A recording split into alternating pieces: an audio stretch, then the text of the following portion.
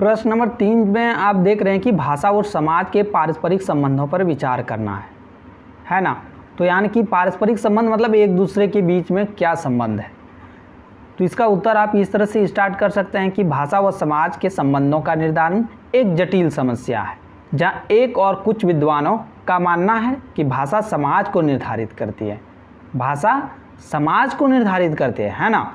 लेकिन वहीं दूसरी ओर कुछ लोग समाज के आधार पर ही भाषा के अस्तित्व को स्वीकारते हैं। इस प्रकार भाषा व समाज के संबंध का निर्धारण निम्न आधारों पर समझा जा सकता है। एक तो समाज का भाषा पर प्रभाव है और दूसरा हम लोग देखेंगे कि भाषा का समाज पर क्या प्रभाव है। तो दोनों देख लेंगे। तो पहला नंबर आप देख लीजिए कि समाज का भाषा पर क्या प्रभाव होता है।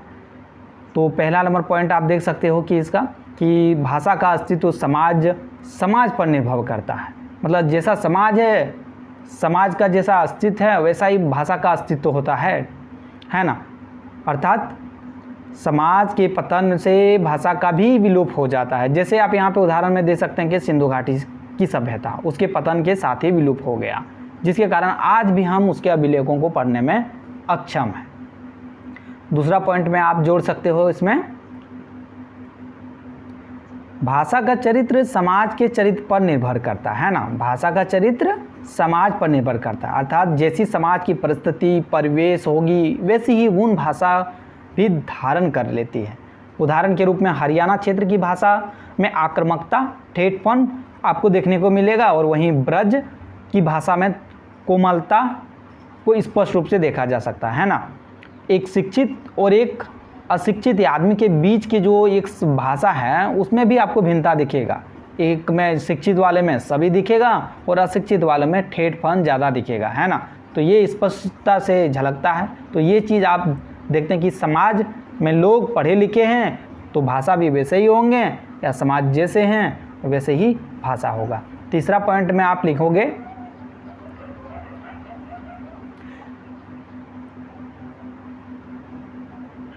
समाज का विकास भाषा के विकास के समानुपाती होता है। समानुपाती मतलब हम लोग पढ़ते हैं जैसे कि अगर समाज का विकास होगा तो भाषा का भी विकास होगा, समाज का पतन होगा तो भाषा का भी पतन होगा। मतलब समानुपाती मतलब इक्वल, ठीक है। समाज के साथ जैसा होगा भाषा भी वैसा ही होगा, है ना।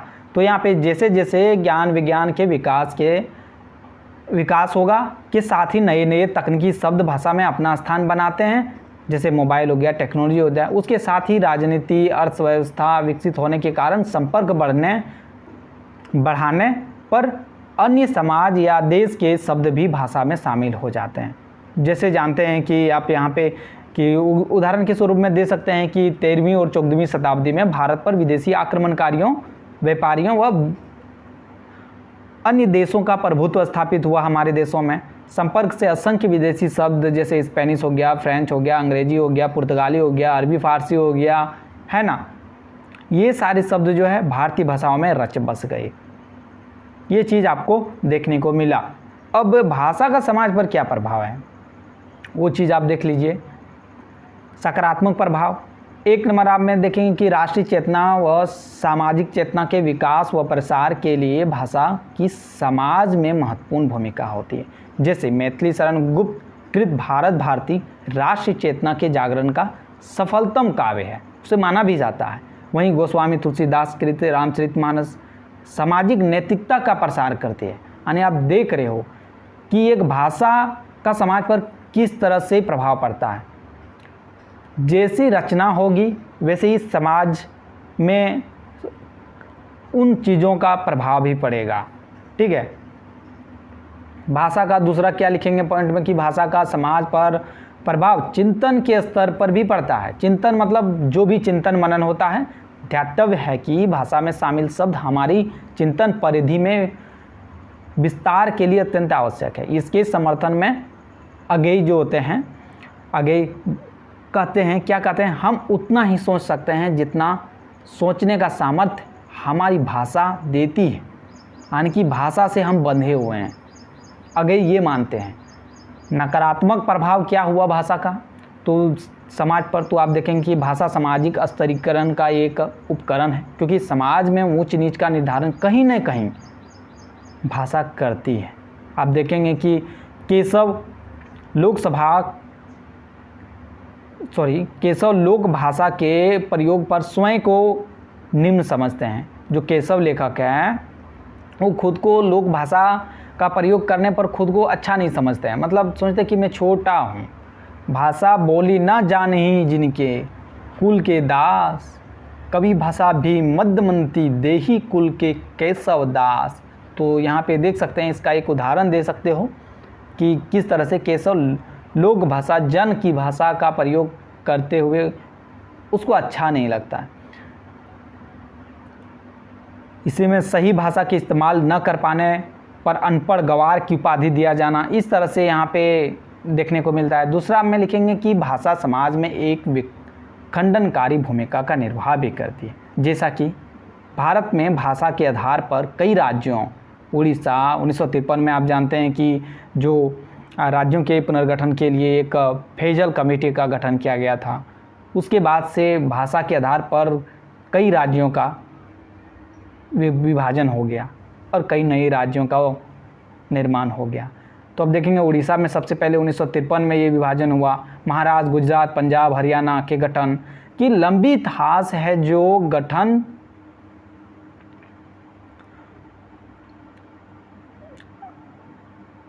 की लंबी इतिहास है, जो आज भी दक्षिण भारत में हिंदी के प्रति आक्रामकता का रुख स्पष्टता से देखा जा सकता है। साथ ही आप देखेंगे तीसरा नंबर पॉइंट में आप देते हुए लिखोगे कि भाषा सांस्कृतिक आक्रमण का भी साधन बनती है, जो अंग्रेजी के वर्चस्व के चलते हिंदी भाषी में हीनता भर गई है। जैसे कि अभी इंग्लिश को ज़्यादा इम्पोर्टेंट कुछ क्षेत्रों में अगर दिया जा रहा है तो हिंदी को कहीं ना कहीं हीन हो रहा है। हिंदी भाषी लोग अंग्रेजी के सामने खुद को हीन समझते हैं। ऐसा जो एक भावना मनुष्य के अंदर में जो उठ रहा है, ये कहीं ना कहीं भाषा समाज पर भाषा नुकसानदायक रोल निभा रही है ना। अब इसका जो जैसे लिख लिया, अब इसको अगर जैसे कि इसका लास्ट में सार रूप में अगर देखेंगे तो सार रूप में आप इस तरह से बता सकते हो कि इस प्रकार कहना मुश्किल है कि भाषा समाज को निर्धारित करती है या समाज भाषा को। दोनों एक दूसरे के अस्तित्व की शर्त है, मतलब एक दूसरे की पूरक है।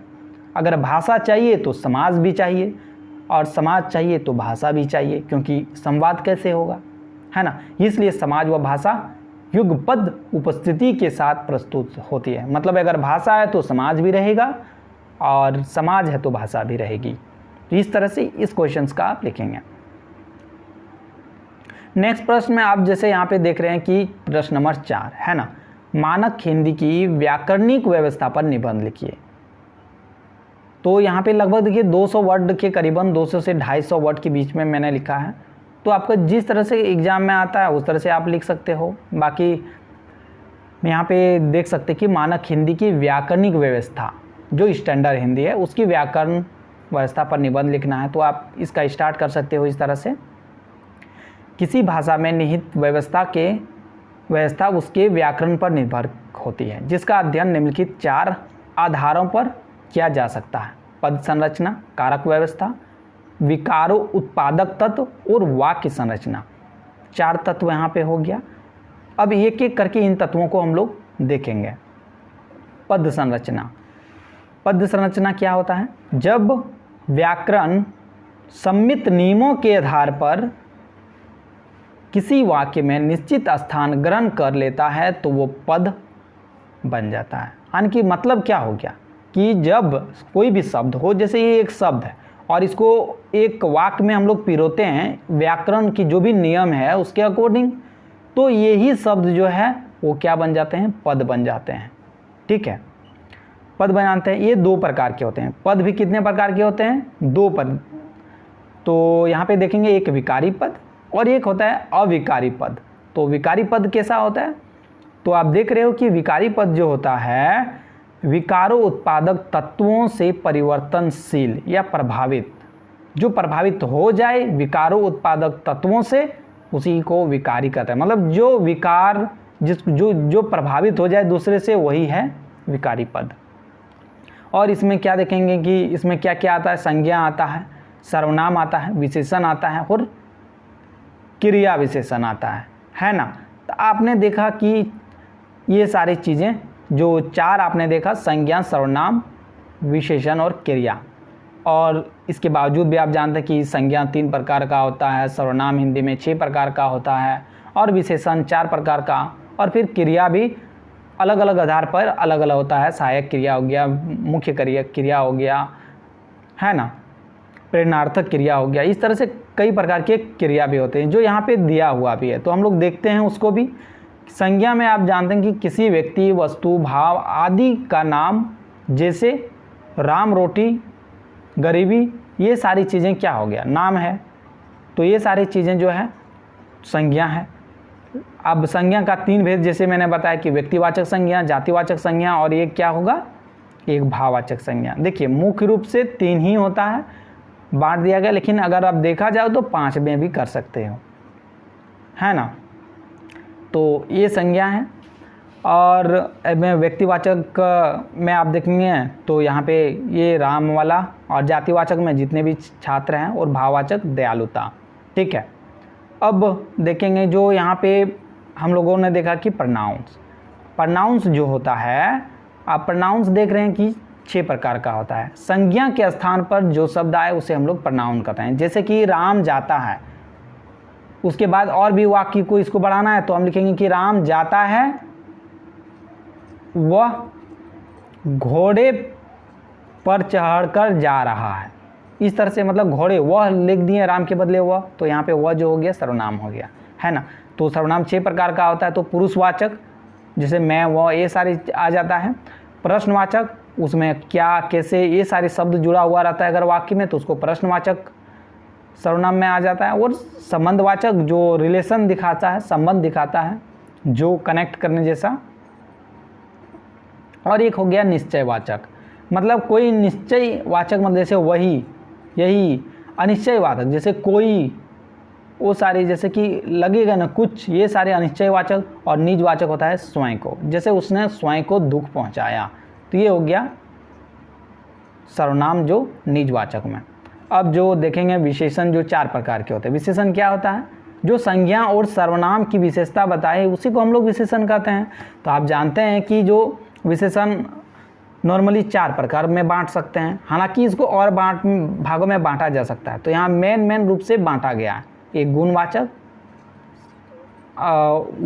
में, और आप देखेंगे जैसे काला हो गया, गोरा हो गया, ये सारी चीज़ आ जाएगा गुण में। और एक सर्वनामिक हो गया, जैसे आई में, जैसे कि हो गया ना, आई से जितने भी कुछ बनते हैं सर्वनामिक वाला में। और जैसे कि हो गया मेरा किताब, हो गया ना। जैसे यहाँ पे मेरा किताब, देखिए एक्चुअली कई बार कन्फ्यूजन होता है तो मैं बता देता हूँ। जैसे कि ये मेरा हो गया, और आप जानते हैं कि मैं, इसमें डिफरेंट क्या है। ये मेरा जो है हम कभी अकेले नहीं लिखते हैं, लिखते हैं कि ये मेरा किताब है। मेरा किताब मतलब मेरा के बाद किताब आने नाउन आया, तो एग्जेक्टिव के बाद हमेशा आपका नाउन रहेगा। क्या रहेगा, एग्जेक्टिव के बाद हमेशा संज्ञा रहता है, और सर्वनाम के बाद नहीं रहता है। तो ये चीज़ आप याद रखें।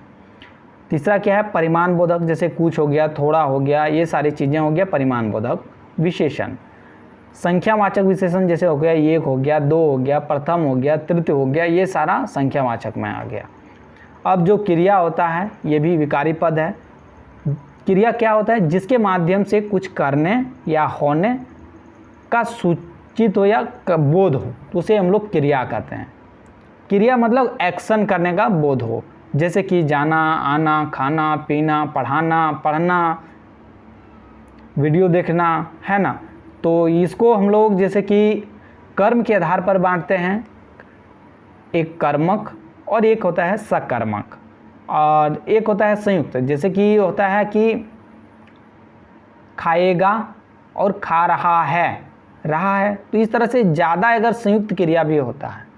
पढ़ता आ रहा है, लंबी जो होता है उसको संयुक्त क्रिया कहते हैं, ठीक है। और यहाँ पे एक होता है सामयिक और एक असामयिक क्रिया भी होता है, और एक होता है प्रेरणार्थक और एक होता है नाम धातु। मतलब संज्ञा से जो बनता है उसको नॉर्मली नाम धातु में होता है, और प्रेरणार्थक में जैसे कि हो गया कि वो काम करवाता है, करता नहीं है, करवाता है दूसरे से, दूसरे को मोटिवेशन देता है, तो उसको वहाँ पे हम लोग प्रेरणार्थक क्रिया कहते हैं, ठीक है। अब अविकारी पद, अविकारी पद होता है विकारो उत्पादक तत्वों से अप्रभावित या स्वतंत्र, यानी कि जो भी विकारो उत्पादक तत्व होते हैं उससे ये विकारी पद अविकारी पद प्रभावित नहीं होते हैं। और ये कौन कौन होते हैं? ये 4 होते हैं बेसिकली। क्या? क्रिया विशेषण, संबंध बोधक, योजक या जैसे कि कनेक्टिंग वाला समुच्चय बोधक इसी को कहते हैं, और एक विस्मयादि बोधक।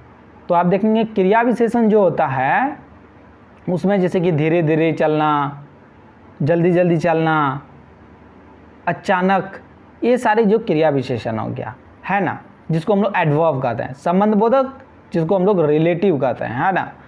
तो यहाँ पे देखेंगे कि के लिए, के बिना, ठीक है, का की आदि से, जैसे कि मैं यह किताब मोहन के लिए ले रहा हूँ, जैसे मैं आया कि वह चला गया, इस तरह से कनेक्टिंग जो होता है संबंध बोधक, ठीक है। योजक या समुच्चय जैसे कि यहाँ पे हो गया या, तथा, और इस तरह से अगर होगा। और समुच्चय बोधक का एक नियम होता है, क्या होता है? 2 इक्वल सेंटेंस को वह जोड़ता है या 2 इक्वल चीज़ों को जोड़ता है, जैसे राम और श्याम। मतलब राम इधर नाउन है तो इधर भी नाउन ही जोड़ेगा।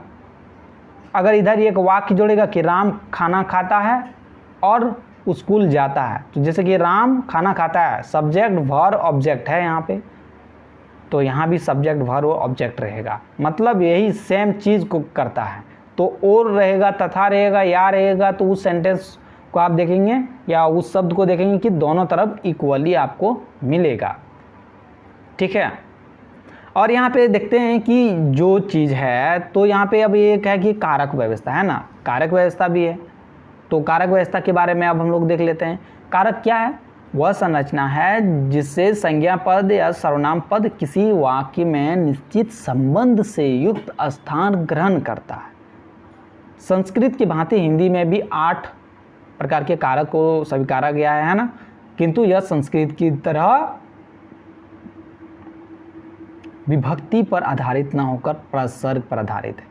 यानी कि जो संस्कृत में जैसे हम लोग जानते हैं विभक्ति चिन्ह, का, के, की, ये सारी चीज़ें हैं ना, विभक्ति चिन्ह, संस्कृत में उसको विभक्ति चिन्ह कहते हैं, लेकिन हिंदी में उसको परसर्ग कहते हैं, ठीक है, परसर्ग कहते हैं। जस्ट नाम चेंज हुआ है, लेकिन कहने का मतलब हम लोग विभक्ति भी लिख देते हैं, बट आपको परसर्ग लिखने से ज़्यादा बेटर रहेगा, ठीक है। तो यहाँ पे कारक में आप देख सकते हो, देखिए शॉर्ट में डिटेल्स में यहाँ कारक के बारे में नहीं बताया जाएगा, जस्ट शॉर्ट में आप यहाँ पे देखोगे। बाकी कारक के बारे में अलग से एक डिटेल्स वीडियो आएगा, ठीक है, उसमें कारक के बारे में हम लोग डिटेल्स में देखेंगे। तो यहाँ पे आप देख लो कि कर्ता जो है कारक का यहाँ एक तरफ नाम दिया हुआ है, देख रहे हो,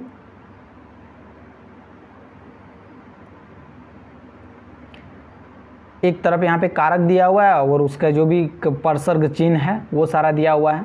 तो कर्ता, कर्ता का क्या होता है? कर्ता ने होता है। यहाँ पे थोड़ा सा साइलेंट हो गया तो आप देख सकते हो। कर्ता ने कर्म को करण से है, उसके बाद संप्रदान के लिए अपादान से, और संबंध का, के, की, उसके अलावा रा रे री भी होता है, रा रे री ये सारा भी होता है, और अधिकरण में मैं पर होता है, और संबोधन में जैसे कि अरे, हे, ये सारे जो वर्ड है वो संबोधन में आता है। तो 8 प्रकार के कारक। कर्ता ने कर्म को करण से, संप्रदान के लिए अपादान से, संबंध का, के, की, अधिकरण में पर, संबोधन है रे, ये सारे इस तरह से आप याद कर सकते हैं शॉर्ट में। अब विकारो उत्पादक तत्व, जैसे हम लोगों ने देखा कि विकारो उत्पादक तत्व ये तीसरा जो तत्व हो गया कोई भी जानने के लिए, तो इनके माध्यम से भाषा में विकार उत्पन्न होता है। हिंदी में ये 6 प्रकार के हैं। तो कौन कौन विकार उत्पन्न करता है? तो हिंदी में जानते हैं कि लिंग होता है, वचन होता है, काल होता है, पुरुष होता है, वाच्य होता है, और भाव या वृत्ति होता है, ठीक है। तो यहाँ पे लिंग जानते हैं कि 2 प्रकार का होता है। यहाँ पे थोड़ी सी आपको जानकारी देना है, ज़्यादा नहीं, क्योंकि आपको यहाँ पे दूसरा क्वेश्चन का आंसर लिख रहे हो ना, इसलिए वहाँ पे क्योंकि हमें एक लिमिट क्राइटेरिया है, उतने में ही हमें शब्दों का चयन करना है, इसलिए थोड़े में ही इसको खाली यहाँ पे जो है उसका थोड़ा थोड़ा देना है, जिक्र करना है। स्त्रीलिंग पुल्लिंग होता है लिंग, वचन होता है एक वचन, बहुवचन, काल में भूत वर्तमान भविष्य होता है, पुरुष में उत्तम पुरुष, मध्यम पुरुष, अन्य पुरुष, और आप देखेंगे कि वाच्य जो होता है कर्तृवाच्य, क्रमवाच्य, भाववाच्य, है ना। और वृत्ति वाला में तो निश्चय वृत्ति, संभव नावृत्ति, संदेहार्थ, अज्ञार्थ और संकेतार्थ, ये सारे जो हो गया आपका जाके अभिवृत्ति वाला में, यानी कि भाव वाला में। और जो देख रहे हैं कि वाक्य संरचना, अब जो चौथा वाला आ गया वाक्य संरचना, शब्दों का वह समूह जिससे पूर्ण अर्थ की अभिव्यक्ति हो, यानी कि वाक्य किसे कहेंगे, वाक्य शब्दों का वह समूह, यानी कि दो या दो से अधिक शब्द होगा लेकिन एक पूर्ण अर्थ अगर दे देगा तो उसको हम लोग वाक्य कहते हैं, है ना। तो यहाँ पे वाक्य को भी किस तरह से हम लोग बांटते हैं, संरचना की दृष्टि से एक बांटा गया है यहाँ पे और एक अर्थ की दृष्टि से। तो आप देख रहे हो कि संरचना की दृष्टि से वाक्य को दो प्रकार से बांटा गया, एक सरल वाक्य, एक जटिल वाक्य में। और सरल वाक्य किसको कहते हैं, केवल एक विधेय की उपस्थित हो, यानी कि सरल वाक्य में केवल एक विधेय होता है, ठीक है। जैसे राम खाता है, विधेय का मतलब क्या हो गया, एक उद्देश्य और एक विधेय। उद्देश्य हो गया कर्ता और विधेय हो गया जिसके साथ वर्ब लगा, जैसे कि राम अगर बात करें कि राम खाता है, खाता है, तो आप क्या समझ लगे, जो खाता है यहाँ पे क्या है, विधेय हो गया, राम क्या हो गया, उद्देश्य हो गया, ठीक है। और यहाँ पे देखेंगे जटिल वाक्य, एक जटिल वाक्य हो गया संरचना के स्तर में। तो जटिल वाक्य में आप देखेंगे एक से अधिक विधेय की उपस्थिति हो, उसको हम लोग जटिल वाक्य कहते हैं। यानी कि इसको भी दो तरह से बांट सकते हो, जटिल वाक्य को दो तरह से बांट सकते हो। किसमें किसमें, जटिल वाक्य को बांट सकते हो एक संयुक्त वाक्य में और एक मिश्रित वाक्य में, ठीक है। तो यहाँ पे देख सकते हैं कि दो स्वतंत्र वाक्य का योजक शब्द का जुड़ा होता है, मतलब योजक शब्द जो हम लोग अभी समुच्चय बोधक अव्यय एंड जो मतलब और या तथा से जोड़ने की बातें जो कर रहे थे ना, तो बस उसी से अगर जोड़ेगा तो उसको संयुक्त वाक्य कहते हैं। और एक मिश्रित वाक्य जो होता है उसमें एक उपवाक्य स्वतंत्र तथा अन्य उपवाक्य उस पर आश्रित होते हैं, मतलब वहाँ पे एक उपवाक्य रहेगा मेन वाला और बाकी सारा उस पर आश्रित होगा, ठीक है। जैसे कि जैसे राम ने खाना खाया, उसके बाद ही वह जैसे ही घर से निकला बारिश शुरू हो गया, इस तरह से सेंटेंस होगा, इसलिए का के कि इस तरह से मतलब कनेक्ट करके वहाँ पे होगा। बट यहाँ पे जुड़ाव नहीं होता है, यहाँ पे मिश्रित है, ये दोनों में मिला दिया जा रहा है, लगेगा ही नहीं कि अलग सेंटेंस है, ठीक है। और जो यहाँ पे देख रहे हैं अर्थ की दृष्टि से, जैसे अभी बताया कि 8 प्रकार के होते हैं। अर्थ मतलब उसका जो भी अगर मीनिंग आता है, संरचना मतलब उसको जिस तरह लिखते हैं, वाक्य जैसे लिखते हैं उसके आधार पर हम लोग यहाँ पे देखिए सरल वाक्य, संयुक्त वाक्य और मिश्रित वाक्य भी हालांकि किताब में लिखा रहता है। तो अगर चाहो तो आप सरल वाक्य और जटिल वाक्य कर लो, और जटिल वाक्य को दो भागों में बांट सकते हो, संयुक्त और मिश्रित, ठीक है। या चाहो तो सरल वाक्य, संयुक्त वाक्य और मिश्रित वाक्य तीनों आप कर सकते हो, दिक्कत नहीं है। अर्थ की दृष्टि से आप देख रहे हो कि 8 प्रकार के जो वाक्य होते हैं, एक निषेधात्मक वाक्य मतलब जिसमें नेगेटिव वर्ड लगा रहता है, जैसे नहीं हो गया, ये सारे वर्ड। प्रश्नवाचक हो गया जिसमें आपका क्वेश्चन मार्क वाला चिन्ह रहेगा, प्रश्न सूचक शब्द। और संदेहवाचक जिसमें संदेह हो, कुछ चीज़ होता है कि बारिश हो सकती है, बारिश होगी, इस तरह से। इच्छावाचक जैसे कि गॉड ब्लेस यू जैसे होता है ना, ईश्वर आपकी लंबी उम्र दे, ये सारी चीज़ें। विधिवाचक मतलब हो गया एक निश्चयवाचक, मतलब कहने का मतलब आज बारिश होगी ही। निश्चयवाचक मैं खाना खा ही लूँगा, मैं पास कर ही लूँगा, इस तरह निश्चयवाचक, ठीक है। एक विस्मयादि बोधक, विस्मयादि बोधक भी जो है इच्छावाचक जैसा ही होता है, बट यहाँ पे एक विस्मय होता है। विस्मय कहने का मतलब हो गया कि उसमें आश्चर्य की भावना रहेगा, ठीक है। या उसमें कोई मर गया अचानक, तो या तो कुछ ऐसा कुछ अचंभित कोई कर दिया जिससे वो अचंभी हो गया, उसमें वहाँ पे विस्मयादि बोधक शब्द का होता है। जैसे हाय मेरा कुत्ता मर गया, वाह तुमने पास कर लिया, इस तरह से जो है वाक्य जो है विस्मयादि बोधक वाला आता है। संकेतवाचक होता है, संकेत में जैसे कि होता है कि यह कलम वह कलम, यहाँ आओ वहाँ जाओ, ये सारे जो यहाँ वहाँ यह वह, ये सारे जो है ना, ये संकेत है। इसको इंग्लिश में डिमॉन्स्ट्रेटिव कहते हैं, ठीक है। और यहाँ पे एक आज्ञावाचक है, जो आज्ञावाचक है जो आप देखेंगे कि कोई किसी को आज्ञा देगा कि एक गिलास पानी लाओ, खाना खाओ, भगवान की पूजा करो, इस तरह से ऑर्डर देगा। जब ऑर्डर करने के बाद तो आज्ञावाचक वाक्य कहते हैं। अब जो देखेंगे कि जो हम लोग नेक्स्ट जो प्रश्न यहाँ पे देखेंगे कि शब्द निर्माण प्रक्रिया पर टिप्पणी लिखिए, ठीक है।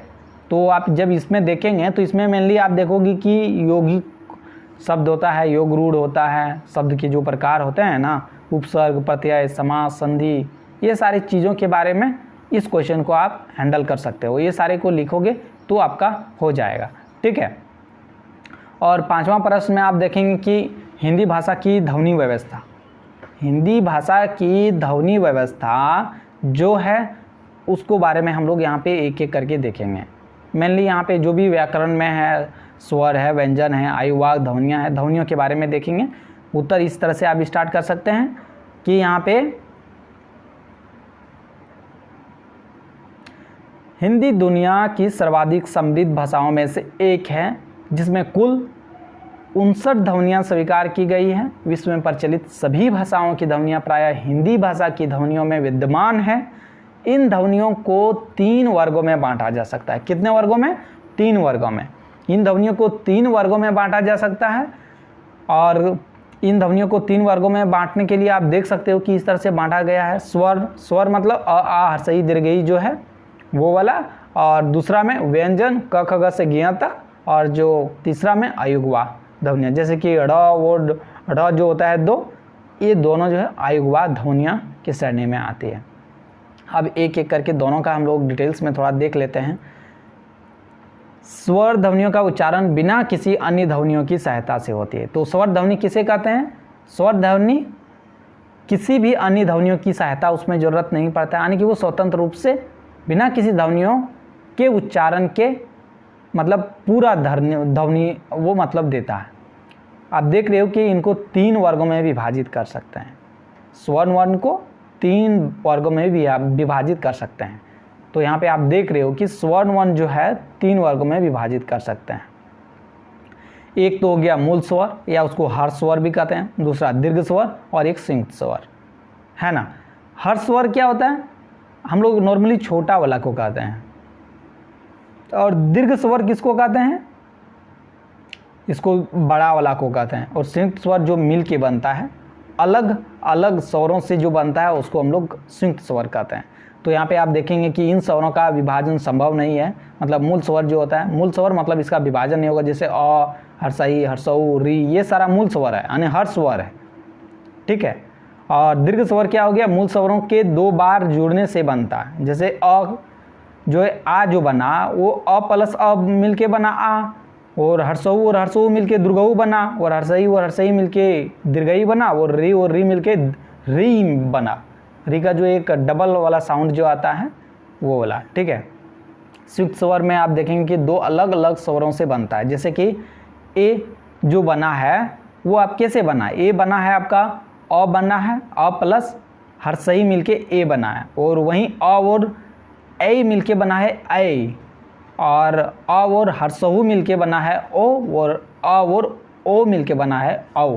तो जब हम लोग संधि देखेंगे ना, तो इसमें यहाँ पे कौन संधि है, गुण संधि है, आयादी संधि है, तो उस सारी चीज़ें यहाँ से भी क्लियर हो जाएगा। बट हम लोग यहाँ पे उसको ज़्यादा कन्फ्यूजन नहीं करना चाहते हैं, ठीक है। तो उस जो प्रश्न वहाँ पे देखेंगे, देखिए ये हालांकि मैंने एक प्रश्न उठाया है, बट आप किस तरह से प्रश्न लिखोगे वो भी आपका एक यहाँ पे आपको मिल जाएगा। और आप अच्छे से जो भी एक ढांचे में लिखोगे वो भी मिलेगा, और एक स्टैंडर्ड आंसर का जो मॉडल होता है वो चीज़ यहाँ पे देखने को मिलेगा, और फैक्ट भी आपको मिल जाएगा। कहीं आप किताब में इतना प्रयास करोगे तो मे भी आप नोट्स बनाओगे, तो यहाँ पे एक मैंने मेहनत किया करके यहाँ पे बनाया है। वीडियो अच्छा भी लग रहा है तो लाइक कर दीजिएगा, नए हैं अभी तक तो चैनल को भी सब्सक्राइब कर लीजिएगा, है ना। और इसी तरह का आपके फ्रेंड सर्कल में भी जो तैयारी करते हैं, या आपको जो भी इसका मतलब ये वीडियो से उसको हेल्पफुल हो सकता है, तो उसको भी शेयर कर दीजिए, ताकि उसे भी हेल्प हो जाएगा। और शेयर कर देने से क्या होगा कि वो देखेगा, उसे अच्छा लगेगा, दूसरों को भी ये कर देगा, जिससे एक हिंदी के बारे में अवेयरनेस जो है, हिंदी के बारे में जो है कई बार बोलता है कि मतलब मटेरियल्स नहीं मिलने के चलते से भी हिंदी का कई बार मतलब लोग इससे मतलब उपेक्षा करते हैं, है ना। तो मटेरियल अगर अच्छे से अवेलेबल होगा तो सब लोग इसके बारे में भी तैयारी ठीक ठाक से करेंगे। अब देखेंगे कि यहाँ पे हम लोगों ने स्वर का देखा। अब व्यंजन वे ध्वनियाँ हैं जिनके उच्चारण हेतु किसी अन्य ध्वनि यानी कि स्वर की सहायता लेनी पड़ती। कुल व्यंजनों की संख्या कितनी है? 45 है। इनका वर्गीकरण निम्न प्रकार से होता है। किस तरह से किया जा सकता है? उच्चारण के आधार पर अगर देखा जाए व्यंजनों का वर्गीकरण, तो अब जानते हैं कि उच्चारण हम लोग जहाँ पे हमारे मुंह है, कंठ हो गया, कंठ के बाद अब का हो गया तालव्य, तालव के बाद हो गया मूर्धन्य, मूर्धन्य के बाद हो गया दांत, दांत के बाद अब का ओंठ। तो ये चीज़ें आप देखेंगे कि जो हिंदी में जो भी व्यंजन वर्ण का है, तो हम लोग सबसे पहले कंठ है मतलब नीचे से, उसके बाद धीरे धीरे करके ओंठ तक आते हैं। ठीक है, तो कंठ में क, ख, ग, घ, व और ह वाला जो आता है, ह के साथ जो 2 बिंदु वाला भी रहता है, वो सारी चीज़ आपको यहाँ पे मिलेगा कंठ तक। ठीक है, और उसके बाद तालव्य तक आता है तालु।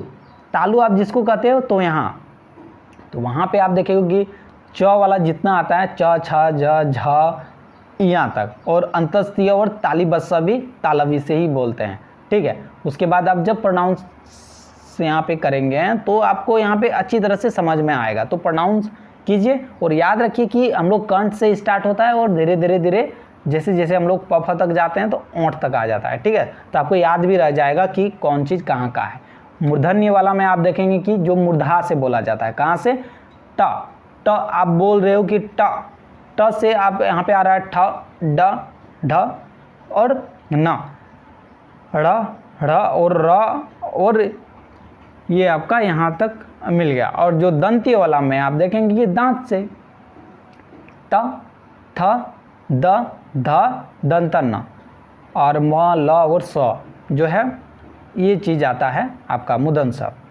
अब हो गया एक ओष्ठ, जो लास्ट है यहाँ पे ओष्ठ। ओष्ठ में ओंठ वाला आता है, प मतलब ओंठ दोनों जो है आपका ऊपर वाला नीचे वाला यहाँ पे सटेगा। प, फ, ब, भ, म, व भी आता है, व भी आप देखिए व बोलिएगा तो भी आपका दोनों ओंठ सटेगा। तो ये सारे जो है आपका ओष्ठ में आता है। तो आप देखें उच्चारण के आधार पर व्यंजन वर्णों को कंठ, तालव्य, मूर्धन्य, दंत और ओष्ठ यानी कि 5 में हम लोग बांट सकते हैं, 5 चरणों में। अब अवरोध के आधार पर व्यंजन के भेद। आप जानते हैं कि हम लोग जब भी इसका प्रोनाउंसिएशन करते हैं, उच्चारण करते हैं, तो अवरोध कुछ पैदा होता है ना। तो अवरोध कैसे पैदा होता है? तो आप देख रहे कि उसके आधार पर बांट सकते हो कि एक अंतस्त्य, किसमें बांट सकते हो? एक बांट सकते हो अंतस्त्य, और एक होता है उसमें संघर्षी व्यंजन और एक स्पर्श व्यंजन। ठीक है, तो यहाँ पे आपने देखा 3 भागों में बांट सकते हैं, जो आपका उच्चारण के दौरान जो भी संघर्ष पैदा हो रहा है उसके आधार पर। तो अंतस्थ में देखेंगे कि ऐसे व्यंजनों को उच्चारण स्वरों और व्यंजनों के बीच होता है। मतलब अंतस्थ जो होता है वो पूरे रूप से ना ही व्यंजन होता है और ना ही पूरे रूप से वो स्वर होते हैं, उसके बीच वाला होता है। मतलब उसमें स्वर और व्यंजन दोनों के उच्चारणगत जो होती है गुण होता है उसमें शामिल होता है, और इसको इसलिए अर्ध स्वर का भी दर्जा दिया गया है। इसमें क्या क्या आता है? अंतस्त्य, र, ल, व, ये जो है आपका अंतस्त्य व्यंजन है, और ये दोनों है, ये आधा स्वर भी है और आधा व्यंजन है, अर्ध स्वर इसको कहा जाता है। तो याद रखिए, क्योंकि अगर हिंदी से रिलेटेड कोई कंपटीशन एग्जाम का भी तैयारी करते हो तो उसमें भी इस तरह का शॉर्ट क्वेश्चन पूछा जाता है ऑब्जेक्टिव में, तो याद रखिए। उसमें संघर्षी व्यंजन जो है, उसमें कहो या संघर्षी कहो, ठीक है। तो ये व्यंजन में आप देखेंगे कि इसके उच्चारण में श्वसन का घर्षण अधिक होता है, जैसे कि तालिब स, मुदन स, दन स, मतलब जो तीनों स है वो उस मुँह में आएगा। देखिए स, मुदन स, तालिब स, दन स, ह, आपको ज़्यादा यहाँ पे उष्मा निकलेगा, ठीक है, पैदा होगा। और स्पर्श में देखेंगे इनके उच्चारण में जीभ वर्ग निचले ओठ उच्चारण स्थान का स्पर्श करके वायु को रोकता है, तो इन्हें 5 वर्गों में भी बांटा जा सकता है। तो वही स्पर्श में क वर्ग, च वर्ग, ट वर्ग, त वर्ग, प वर्ग। हम लोग जैसे देखिए कट को कंठ से जो है, उसके बाद कंठ के बाद क्या आया था? तालु आ गया, फिर मुर्दा आ गया, फिर आपका ओष्ठ आ गया, मतलब दंत आ गया, उसके बाद आपका ओष्ठ आ गया। तो यही सेम ही है। तो क ख ग ये सारा चीज़ें यहाँ पे आप देख सकते हो। अब व्यंजन के अन्य वर्गीकरण भी देख लीजिए कि व्यंजन को अन्य आधार पर भी वर्गीकरण देखिए। हालांकि यहाँ पे मैंने शॉर्ट एक नोट फॉर्म में आपको बताने का कोशिश किया है, ताकि आप कम में उस फैक्चुअल चीज़ें भी जान लो। हो सकता है अब एग्ज़ाम में इतना चीज़ें ना लिख पाओ, बट जो भी चीज़ें लिख पाओ तो इसका शॉर्ट में तो लिख ही सकते हो। तो आपको जितना अच्छे से लिख पाओगे उतने अच्छे से आपको मार्क्स भी मिलेंगे और एक स्टैंडर्ड उत्तर लेखन के प्रक्रिया वो सीख पाओगे। ठीक है, व्यंजन के अन्य वर्गीकरण में आप देख सकते हो कि अल्पप्राण, महाप्राण, अघोष, सघोष और एक संयुक्त व्यंजन। ठीक है, इसमें देखेंगे जो आप देख रहे हो कि व्यंजन का अन्य वर्गीकरण, इसमें देखेंगे अल्पप्राण वायु श्वास की मात्रा कम होता है, इसमें कम निकलता है। वर्ग के जो भी जितने, जैसे क ख वाला होता है, वर्ग के पहले वाला और तीसरा व्यंजन, यानी जैसे कि हो गया क वर्ग में अगर बात करें तो क हो गया और ख छोड़ के ग हो गया, तो दोनों जो हो गया क और ग, ये दोनों हो गया अल्पप्राण। ठीक है, तो आप रखिए कि पहला वाला और तीसरा वाला ये सारा अल्पप्राण में आएगा। और महाप्राण में क्या आएगा, वायु श्वास की मात्रा अधिक पैदा होती है। ठीक है, वायु या श्वास की जो है अधिक जरूरत पड़ती है। तो प्रत्येक वर्ग के दूसरा और चौथा, जैसे कि पहला और तीसरा आपने देखा अल्पप्राण होगा, तो जो बचा वो आपका महाप्राण में हो जाएगा। ठीक है, तो प्रत्येक वर्ग के दूसरा और चौथा, यानी कि ख और घ जो है वो महाप्राण में आता है। वो लास्ट वाला जो अंग वाला आता है वो दूसरा में आता है, वो चीज़ भी हम लोग देखेंगे कैस में आता है। ठीक है, अघोष में क्या होता है, इसको अगर अघोष के आधार पर अगर देखें, अघोष में स्वर तंत्रियाँ का कंपन कम होता है। जैसे अल्पप्राण में कम वायु है तो कम कंपन होगा, तो इसमें क, ख, च, छ, मतलब पहला और प्रत्येक वर्ग के पहला और दूसरा व्यंजन आता है। इसमें आपको यही चीज़ याद रखना पड़ेगा कि अल्पप्राण बात करें तो क और मतलब पहला और तीसरा आएगा, लेकिन अघोष की जब बात करते हैं तो वो पहला और दूसरा आता है प्रत्येक वर्ग का, चाहे क वर्ग हो, च वर्ग हो, प वर्ग हो, जो भी। ठीक है, और सघोष में आता है स्वर तंत्री में कंपन अधिक होता है, जैसे कि ग, घ, ये प्रत्येक वर्ग की जो तीसरा और चौथा व्यंजन होता है वो आपका आ जाता है संघोष वाला में। अब संयुक्त व्यंजन जो आप देख रहे हो कि संयुक्त व्यंजन में देखेंगे कि दो या दो से अधिक व्यंजनों के संयोग से जो बनता है उसको हम लोग संयुक्त व्यंजन कहते हैं। जैसे कि हैक्ष जानते हैं, हैक्ष किससे बनता है, आधा क और दंश जो है मूर्धन्य से जो है दोनों मिलके बनता है क और मूर्धन्य, तो बन गया अपना हैक्ष। इसको इंग्लिश में क्या लिखते हैं, KSH। त आधा त और र, TR इंग्लिश में लिखते हैं, और जो ज्ञ जो है GY लिखते हैं, इसलिए जो है ज और य, और जो है वो एक आ गया स्र, मतलब आधा तालिबद्ध स और एक र। ठीक है, SHR हम लोग लिखते हैं इंग्लिश में। तो इस तरह से आपने व्यंजन को देखा। अब जो अयोगवाह ध्वनियाँ होता है, तीसरा क्या हो गया, अयोगवाह ध्वनियाँ। अयोगवाह ध्वनियाँ में देखेंगे कि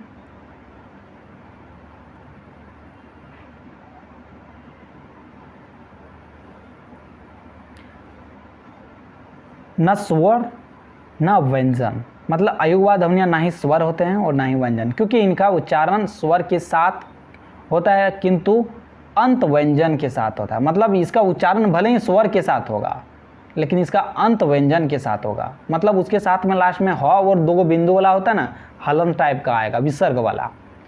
तो इसको हम लोग कितना भागों में बांट सकते हैं, तो देख सकते हो कि अनुस्वार, अनुनासिक, अनुनासिक और विसर्ग में बांट सकते हैं। तो देखेंगे कि अनुस्वार जो है, जैसे नासिक के उच्चारण पंचमाक्षर जितने भी, जैसे क ख में उआ बोलते हैं, वो आपका अनुस्वार वाला में आ गया, नासिक के उच्चारण इसको कहते हैं।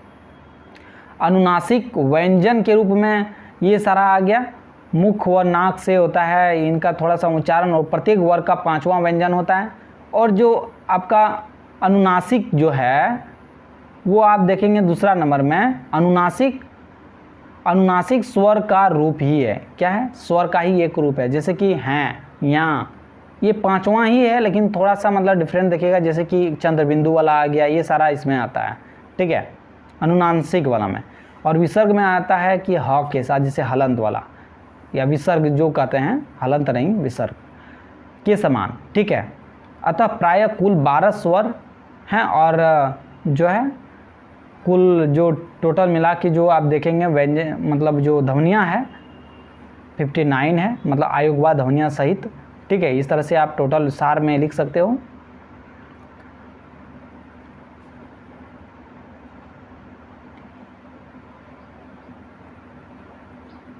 अब जो नेक्स्ट प्रश्न है, आप यहाँ देख रहे हैं कि हिंदी की शब्द संरचना है ना। शब्द संरचना आपको देखना है कि शब्द का किस तरह निर्माण होता है, उस शब्द के बारे में टिप्पणी कहो या जो भी है, तो आप सारा चीज़ आप इस क्वेश्चन देख के आप कर सकते हो। टिप्पणी में थोड़ा सा अपना राय ज़्यादा देना पड़ता है, बाकी अगर वर्णन करना हो तो बाकी जो भी फैक्चुअल चीज़ें हैं वो चीज़ आपको बताना पड़ेगा, है ना। तो इसमें आप इसको इस तरह से शुरू कर सकते हैं इसका उत्तर कि यहाँ पे जो भी दिया हुआ है आपका कि शब्द ध्वनियों के उस समूह को कहते हैं जिसका कोई विशेष अर्थ है ना। शब्द किसे कहते हैं, तो पहला नंबर जो हिंदी की शब्द संरचना आपको देखना है, तो पहला नंबर तो आपको यही जानना है कि शब्द क्या है। तो शब्द ध्वनियों के उस समूह को कहते हैं जिसका कोई विशेष अर्थ होता है।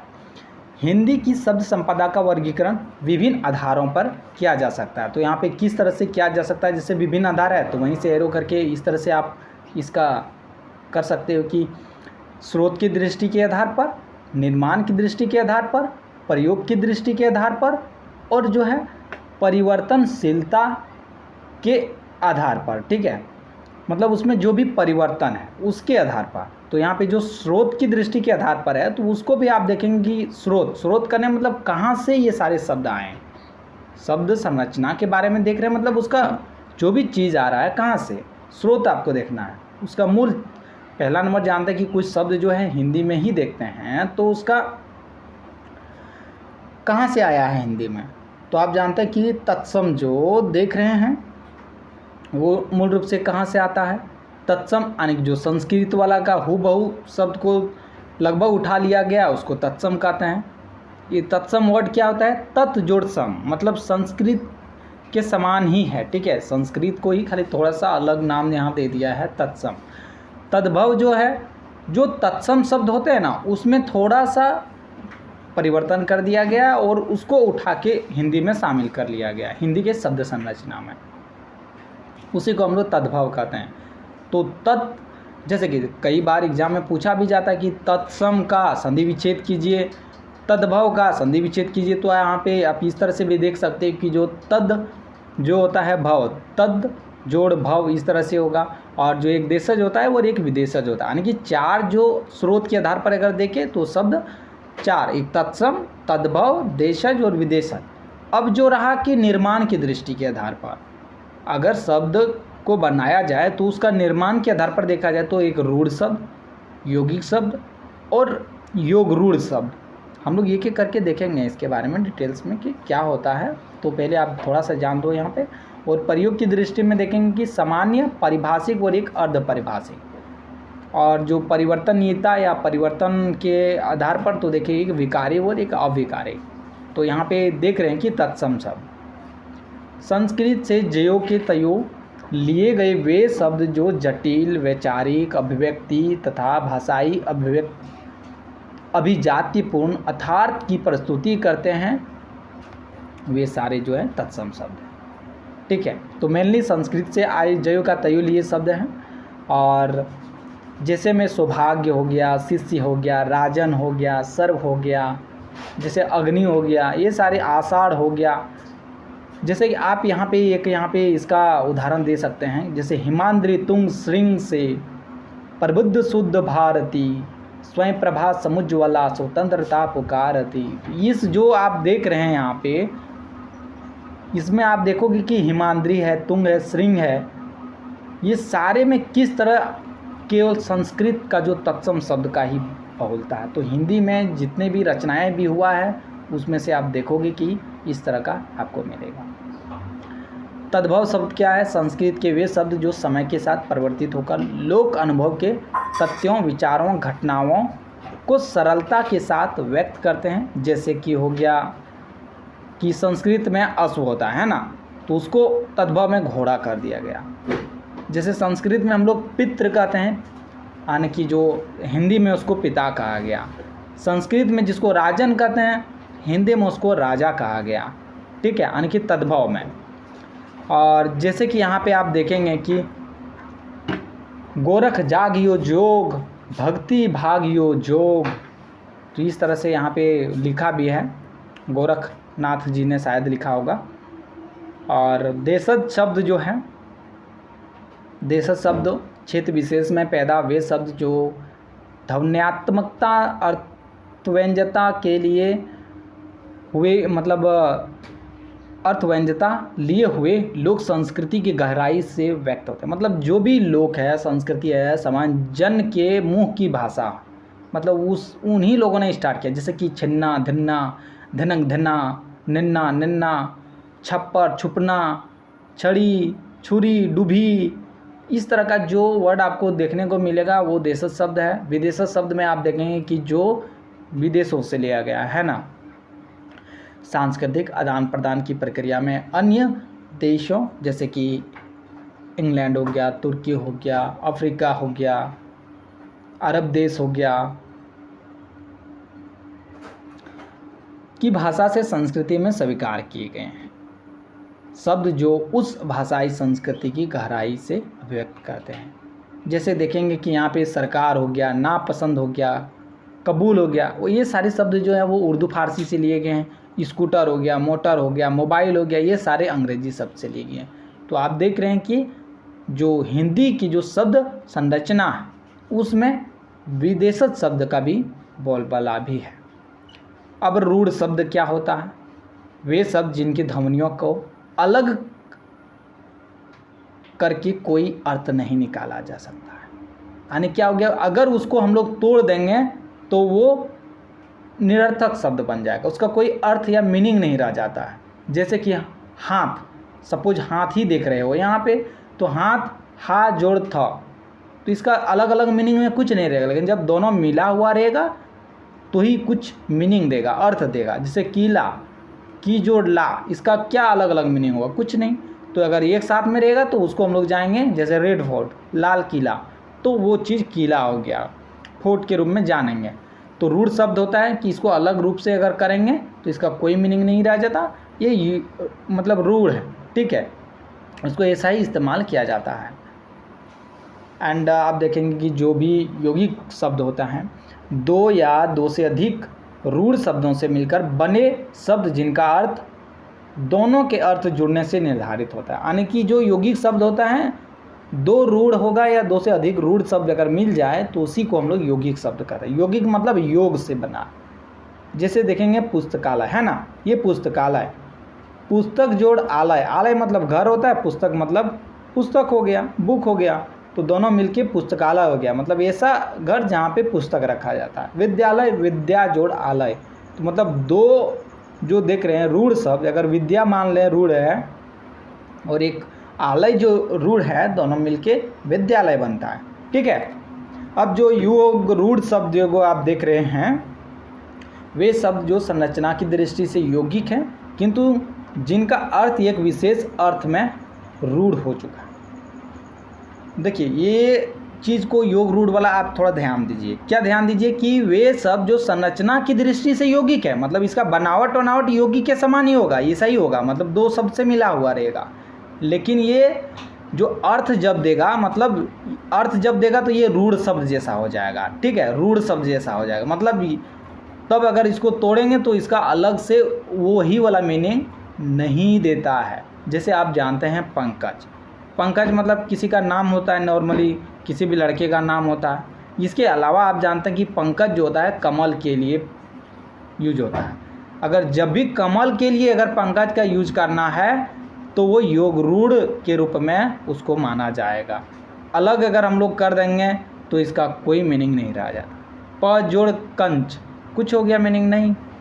नीलकंठ, नील जोड़ कंठ, हालांकि इसका कुछ मीनिंग आता है, बट जब अलग अलग तोड़ देंगे हम लोग नील जोड़ कंठ, तो नील का मीनिंग अलग देगा, कंठ का मीनिंग अलग देगा, लेकिन जब दोनों मिल गया तो इसका एक तीसरा मीनिंग देता है। तो आप जानो कि योग रूढ़ में जो दोनों शब्द जो होता है ये विशेषण रूप में होता है, किसी उपाधि रूप में होता है, किसी को तीसरा का नाम देगा। जैसे कि हम लोग जो समास पढ़ते हैं ना, तत्पुरुष समास, बहुब्रीहि समास, वैसा ही यहाँ पे ये चीज़ है। शिव के लिए नीलकंठ, पीताम्बर, जैसे कि जिसका मतलब पित्त हो, अंबर पित्त मतलब जिसका जो है पीला कपड़ा जो धारण करता है, पीताम्बर। श्री जो है विष्णु जी उसके रूप में रूढ़ हो गया योग रूढ़, तो इस सब को शब्द को हम लोग योग रूढ़ कहते हैं। जैसे दशानन, दशानन का मतलब हम लोग जानते हैं रावण के लिए, तो दशानन मतलब अगर देखा जाए तो 10 है आनन, जिसका 10 जोड़ आनन मतलब 10 आँख हुआ, तो यहाँ पे अगर देख 10 हो गया, एक आनन हो गया, अलग अलग भी मीनिंग देता है, बट अगर अलग करेंगे तो वही मीनिंग नहीं देगा जो साथ में देख के मीनिंग दे रहा है रावण के लिए। ठीक है। अब एक सामान्य शब्द होता है। सामान्य व्यवहार की भाषा में प्रयुक्त वे शब्द जिनका निश्चित और वस्तुनिष्ठ अर्थ होना आवश्यक नहीं है, जैसे कि रामू अच्छा लड़का है। तो सामान्य शब्द में देखेंगे कि मेनली आपको दिखाई देगा कि इसका कोई निश्चित और वस्तुनिष्ठ अर्थ नहीं होता, मतलब ये प्रयोग जैसा होगा इसका उसके अकॉर्डिंग ये अपना अर्थ भी चेंज कर देता है। जैसे रामू अच्छा लड़का है, ये चारित्रिक विशेषता का सूचक है, मतलब यहाँ पे आप देख रहे हो कि रामू अच्छा लड़का है, मतलब यहाँ पे अच्छा जो है क्या देता है, अच्छा क्या है, रामू का चरित्र बताता है कि रामू एक अच्छा है लड़का है। अच्छा मैं जाता हूँ, यहाँ क्या है, अलविदा सूचक शब्द है, अच्छा मैं जाता हूँ। ठीक है। अब जब जाता है कोई तो बोलता है अच्छा मैं जाता हूँ, मतलब जाने के लिए अच्छा, तो यहाँ पे एक अलविदा सूचक।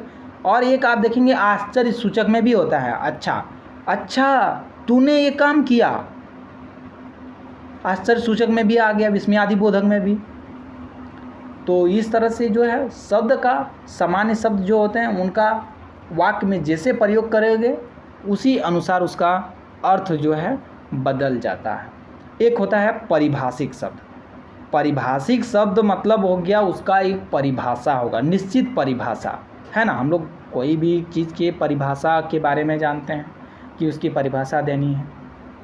वे शब्द जिनका अर्थ और संदर्भ पूर्णतः परिभाषित एवं किसी खास संदर्भ में निश्चित वस्तुनिष्ठ होता है, जैसे संपत्ति। संपत्ति क्या अर्थशास्त्र के रूप में, बल यानी कि भौतिकी के रूप में, तो ये परिभाषिक शब्द हो गया आपका। अर्थशास्त्र भी खुद एक परिभाषिक शब्द है, भौतिकी भी एक खुद परिभाषिक शब्द है। ठीक है। तो ये सारे शब्द जो आपका एक परिभाषिक शब्द है। ठीक। अब हो गया अर्ध परिभाषिक। जैसे आप देख रहे हैं इसमें अर्ध भी है और एक परिभाषिक है, मतलब वो आधा परिभाषिक होगा, है ना। वे शब्द जो संदर्भ बदल जाने से परिभाषिक से समान या सामान्य से परिभाषिक में रूपांतरित हो जाते, मतलब इसका जो भी संदर्भ होगा, संदर्भ के अनुसार ये जैसे सामान्य शब्द बदल जाते हैं वाक्य में, जिस तरह से प्रयोग होता है, उसी तरह से यहाँ पे अर्ध परिभाषिक शब्द जो है उसमें भी आपको चेंजेस देखने को मिलेगा। जैसे यहाँ पे वाक्य का उदाहरण देख के देखिए, आपको ज़्यादा समझ में आएगा। मेरी मांग पूरी करो।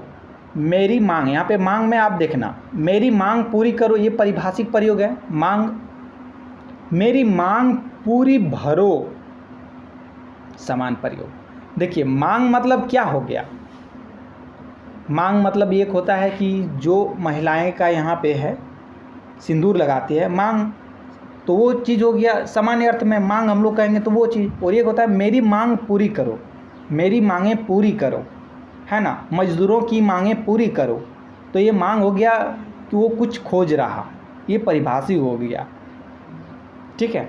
तो ये चीज़ें आप यहाँ पे देखो कि इसका संदर्भ बदल जाता है वाक्य में।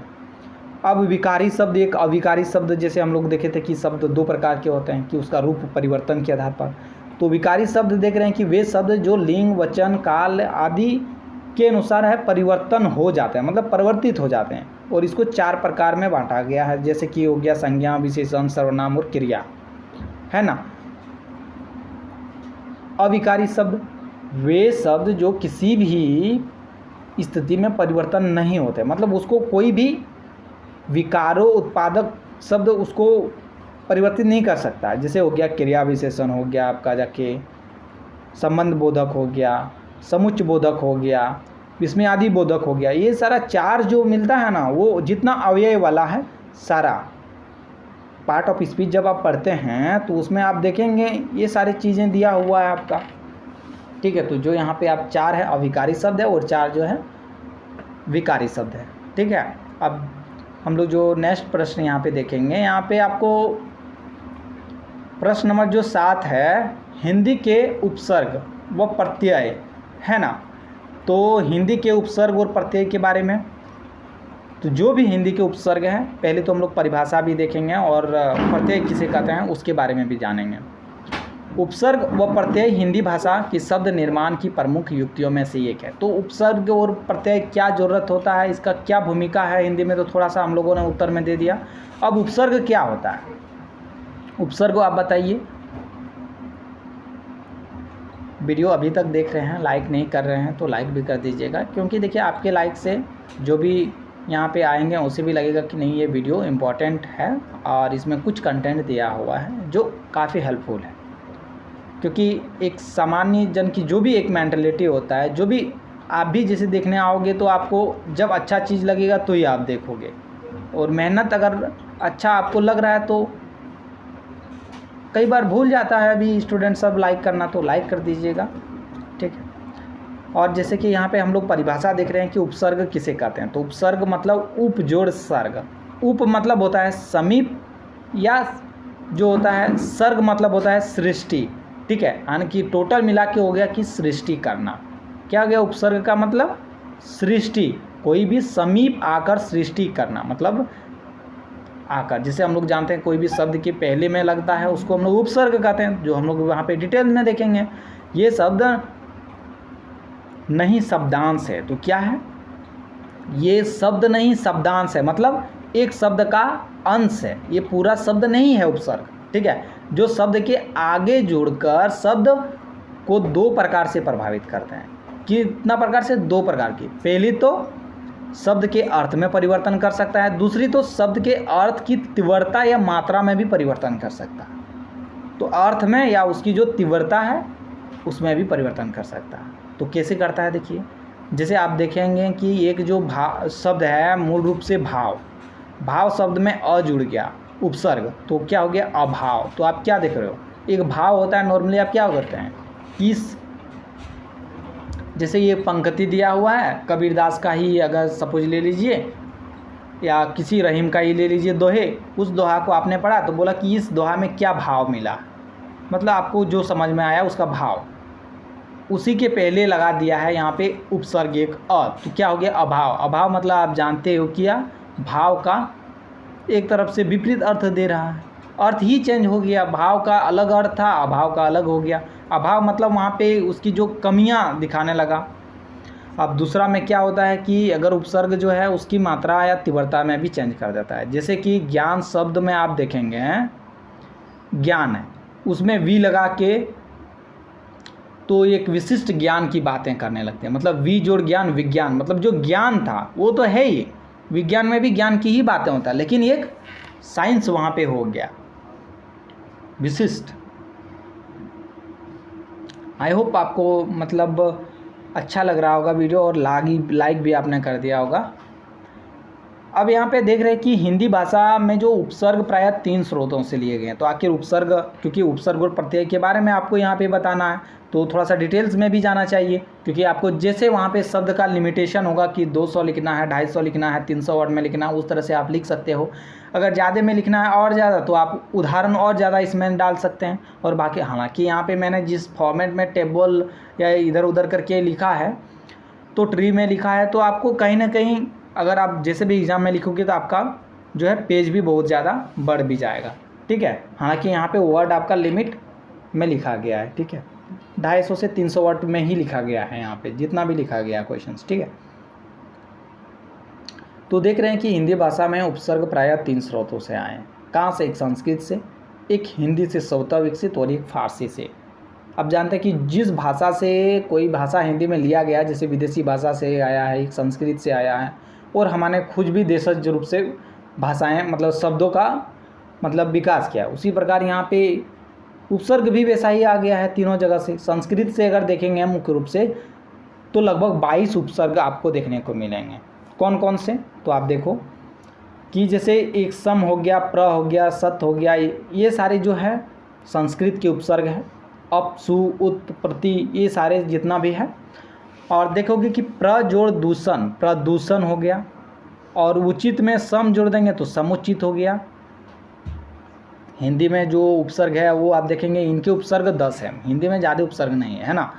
तो देखेंगे जैसे कि यहाँ पे ऊन है, अध है, नी है, ये सारे, जैसे कि हो गया अध जोड़ मारा तो अध मारा, ऊन जोड़ 30 तो 29, नी जोड़ हत्था, निहत्था, इस तरह से बन सकता है। और अरबी फारसी वाला जो उपसर्ग है उसमें आप देखेंगे मुख्य रूप से 12, यानी कि सबसे ज़्यादा जो हिंदी में उपसर्ग मिलता है आपको संस्कृत से, उसके बाद जो है उर्दू फारसी से, उसके बाद आपका हिंदी का। मतलब हिंदी का अपना बहुत कम ही उपसर्ग है। कौन सा? बे, कम, ना, बद, हम, ये सारे, जैसे ला जोड़ जवाब, लाजवाब, सर जोड़ दार, सरदार, बे जोड़ नकाब, बेनकाब, इस तरह से आप वर्ड जो है बना सकते हैं। कुछ एक दो करके अगर याद रखिए, बाकी एग्जाम में तो आपको एक दो ही उदाहरण देना है ना। प्रत्यय और उपसर्ग के बारे में आप देखेंगे तो इसका क्या हम लोग बोलेंगे, प्रत्यय और उपसर्ग क्या होता है? ये उपसर्ग के विपरीत हैं। ऐसे शब्दांश है, मतलब ये भी शब्दांश ही है, पूरा शब्द नहीं होता, शब्द का ही एक अंश होता है जो शब्द के पीछे जुड़कर अर्थ में परिवर्तन करता है, यह अर्थ की तीव्रता में परिवर्तन करता है, यानी कि ये भी अर्थ में परिवर्तन कर सकता है और उसकी तीव्रता में भी। तो आप देखेंगे कि यहाँ पे देखो कि पन है, पन क्या है? एक प्रत्यय है, जैसे लास्ट में लगा है, जब बाद में लगेगा तो उसको हम लोग प्रत्यय कहते हैं या परसर्ग कहते हैं। एक्चुअली हिंदी में ज़्यादातर हम लोग परसर्ग वर्ड यूज करना उचित होता है, ठीक है। तो लड़कपन, बचपन, तो बच में बच्चा में पन जुड़ गया तो बचपन। अब यहाँ पे एक चीज़ लिखा हुआ है नोट में कि भाषा में उपसर्ग का क्या क्या महत्व है। देखेंगे कि नए शब्द बनाने में सहयोग होता है, विलंब शब्द बनाने में, शब्दावली बढ़ाने में, शब्दों के अर्थ में नई तीव्रता लाने में, इस तरह का जो है उपसर्ग या प्रत्यय का जो है इम्पोर्टेंट है हमारे मतलब जो व्याकरण में, ठीक है। अब जो प्रत्यय के स्रोत हैं, प्रत्यय के स्रोत कहाँ से? जैसे हम लोगों ने उपसर्ग के स्रोत देख लिए कि संस्कृत से आया है और एक हिंदी का अपना है और एक उर्दू फारसी वाला है। तो संस्कृत से भी प्रत्यय आया है, तो देख सकते हैं कि संस्कृत की प्रत्यय परंपरा अत्यंत समृद्ध है, जिसे हम लोग बांट सकते हैं यहाँ पे दो भागों में। एक कृदंत या कर्तरी उसको कहते हैं और एक होता है तद्धित प्रत्यय। तो क्या होता है कृदंत वो भी देखेंगे, लेकिन उसके पहले हम लोग थोड़ा सा देख लेंगे कि उर्दू के प्रत्यय में, जैसे आप देखेंगे उर्दू में जैसे खाना हो गया, दान हो गया, नाक हो गया, बात, ये सारे से देख सकते हैं कि पागल खाना बना है, पागल जोड़ खाना, दवा खाना, दान से फूलदान, कूड़ेदान, नाक से शर्मनाक, खौफनाक, बाज से सौदेबाज, चालबाज, ये सारे जो शब्द है आपका उर्दू के प्रत्यय है, ठीक है। तो अब उर्दू वाला में ज़्यादातर नौ से रिलेटेड रहेगा आपको मिलता है ना, और जो है बिंदु वाला मिलता है, जैसे पागल खाना, खाना, खा के नीचे में जो बिंदु एक होता है ना, ज उस टाइप का, ठीक है। इस टाइप में एक बिंदु होता है यहाँ पे उस टाइप का। और आप देखेंगे हिंदी में खुद से जो विकसित है एक तद्धित उत्कृतंत, मतलब संस्कृत में जिस तरह तद्धित उत्कृतंत है उसी तरह का। तो यहाँ पे हम लोग देखते हैं इसका क्या होता है कृदंत और आपका जाके तद्धित। कृदंत होता है क्रियापद में प्रत्यय जोड़ने पर जो शब्द बने उसे कृदंतीय पद या कृदंत्य कहते हैं। मतलब कृदंत क्रिया से, बाकी जो जितने भी हैं क्रिया को छोड़कर, जैसे हो गया शेष जो भी है, संज्ञा हो गया, विशेषण हो गया, सर्वनाम हो गया, ये हो गया प्रत्यय, उसमें अगर जोड़ें तो जो शब्द बनता है उसे तद्धित शब्द कहते हैं या तद्धित कहते हैं। तो आप देखेंगे यहाँ पे कि कृदंत वाला में वाला शब्द जो है, जैसे खेलने वाला है, खेलने क्या है, एक क्रिया है, उसके साथ वाला हो गया तो खेलने वाला। आकू, पढ़ाकू, लड़ाकू, जैसे पढ़ जोड़ आकू, पढ़ाकू, लिख जोड़ आकू, लिखाकू। अनी, जैसे पढ़ जोड़ नी, पढ़नीय, सोच जोड़ नी, सोचनीय। मतलब वर्ब के साथ अगर लगा देते हैं हम लोग प्रत्यय तो उसको हम लोग कौन सा बनता है, कत्री बनता है या कत्री जो बनता है, ठीक है। और जो तद्धित प्रत्यय होता है क्या, वो क्रिया पदों को छोड़कर शेष जो भी है विकारी, शेष विकारी में जोड़ने पर ये तद्धित बनता है। तो तद्धित में देखेंगे कि जो विशेषण में अगर देख रहे हैं कि बूढ़ा, नाउन है, संज्ञा है, तो संज्ञा में जोड़ा तो बूढ़ापा, मोटा में जोड़ा तो मोटापा। और जैसे पन अगर जो है प्रत्यय उसमें बच्चा में जोड़ा तो बचपन, पागल में जोड़ा तो पागलपन। इस तरह से बुद्धिमान, शक्तिमान, अभिमान, इस तरह से जो जलमय, ज्योतिर्मय, शांतिमय, इस तरह से है। और हिंदी में का जो खुद का प्रत्यय है उसको भी कृत प्रत्यय आ, ऊ, आई, आहट, आवट, ये सारे देखिए कुछ आपको याद रखने होगा। अनजादे इसको आप नहीं लिख सकते हो क्योंकि हिंदी का अपना स्पेशल है, ठीक है।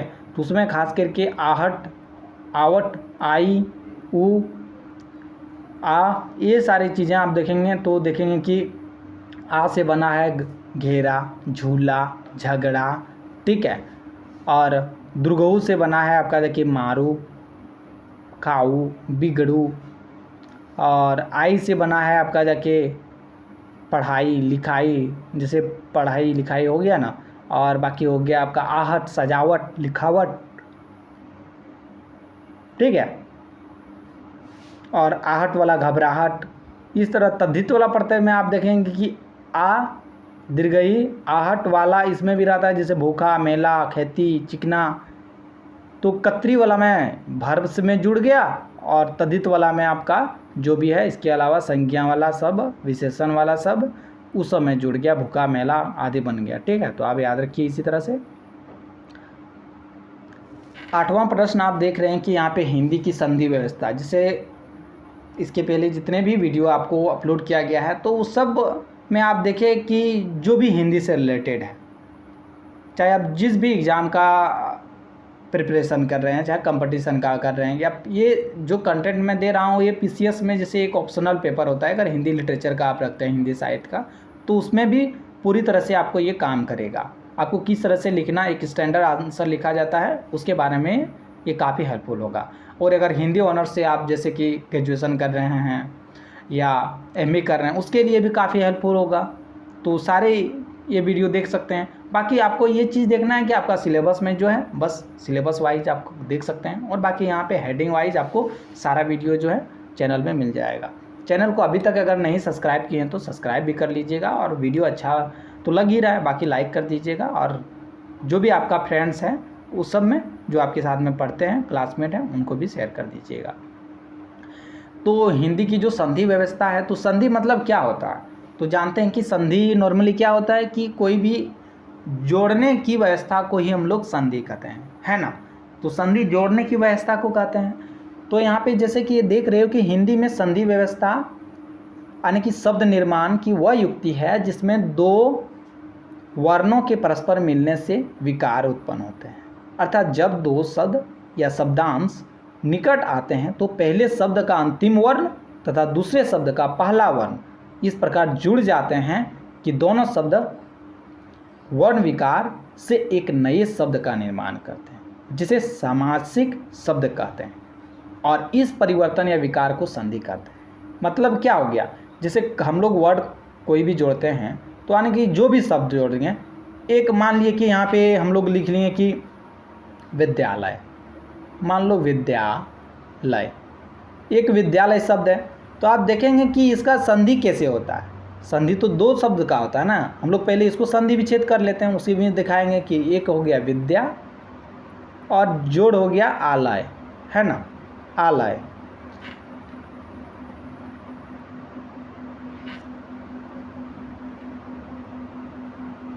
तो यहाँ पे देख रहे हैं कि जो विद्या है, ठीक है, विद्या है, तो विद्या जोड़ आलय,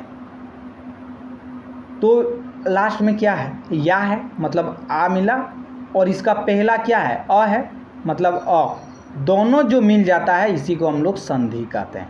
और जब दोनों मिला हुआ रहता है, जैसे विद्यालय को हम लोग यहाँ पे अलग किए हैं तो उसको संधि विच्छेद कहते हैं, ठीक है। तो संधि का उल्टा संधि विच्छेद होता है, और बाकी इस तरह संधि। तो देखेंगे कि जैसे कि यहाँ पे हम लोगों विद्यालय देखा, विद्यालय को देखा, ठीक है, जो यहाँ पे विद्या जोड़ आलय से मिलाकर हम लोगों ने विद्यालय लिखा, वही ना। तो ये विद्यालय जो बना था ना, ये समासिक शब्द कहते हैं। इसको क्या कहते हैं, समासिक शब्द कहते हैं। मतलब जो दो अलग शब्द मिल के जो एक शब्द बनता है उसको समासिक शब्द कहते हैं, ठीक है। और इस परिवर्तन से जो विकार होता है उसी को हम लोग संधि कहते हैं। मतलब इस प्रोसेस को ही संधि कहते हैं। यदि इस परिवर्तन को शून्य करके मूल शब्दों को पुनः पृथक कर दिया जाए तो यह प्रक्रिया संधि विच्छेद कहलाती है, ठीक है। और हिंदी में संधि व्यवस्था का प्रयोग प्रयत्न लाघव के लिए किया जाता है। तो किस लिए, प्रयत्न लाघव के लिए। संधि के 3 भेद होते हैं, जैसे जानते हैं कि एक स्वर संधि होता है, व्यंजन संधि होता है, एक विसर्ग संधि होता है। तो हम लोग यहाँ पे थोड़ी सी विस्तार से जानेंगे, डोंट वरी। तो स्वर संधि में क्या क्या आता है? दो स्वरों के मेल से उत्पन्न विकार को स्वर संधि कहते हैं। यानी कि दो स्वर मिलेगा, यहाँ पे दो स्वर मिलने का मतलब क्या है? दो स्वर मिलने का कहने का मतलब अ है, उसके साथ अ मिलेगा, मतलब अ आ अर्सी दीर्घ, ये अगार जो वर्ड मिलना है ना, उसी के बीच में ही मिलेगा, उसी को हम लोग स्वर संधि कहते हैं। मतलब स्वरों के बीच जो जुड़ा होता है स्वर संधि कहते हैं। जैसे हम लोगों ने अभी यहाँ विद्यालय देखा, वही ना, जैसे विद्या जोड़ आलय, यही था ना। तो यहाँ पे इसका लास्ट वाला और इसका लास्ट, मतलब इसका फर्स्ट वाला और इसका लास्ट वाला देख रहे हो, तो इसमें या है, देखिए हालांकि या दिख रहा है, बट यहाँ पे आपका आ छिपा हुआ है ना, और इधर से आपका आलय, दोनों मिल गया आ, तो बनेगा क्या? आ बनेगा। तो इस तरह से इसको हम लोग स्वर संधि के उदाहरण देखेंगे। अब स्वर संधि आप देख लिया, अब इसका क्या टाइप होता है वो भी देखेंगे, लेकिन पहले आप थोड़ा सा जान लो कि व्यंजन संधि क्या होता है। व्यंजन संधि में क्या होता है कि व्यंजन संधि के बाद किसी स्वर या व्यंजन के आने से जो विकार परिवर्तन होता है उसको व्यंजन कहते हैं। आने के मतलब क्या है? यहाँ पे जैसे हम लोग विद्यालय में देखे थे, विद्या या आया था, है ना। जैसे कि यहाँ आप देख लो कि जैसे कोई भी व्यंजन के बाद किसी स्वर या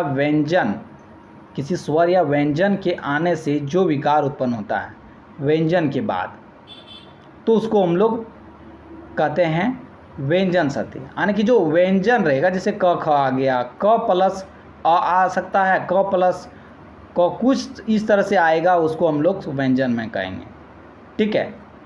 और एक आता है विसर्ग।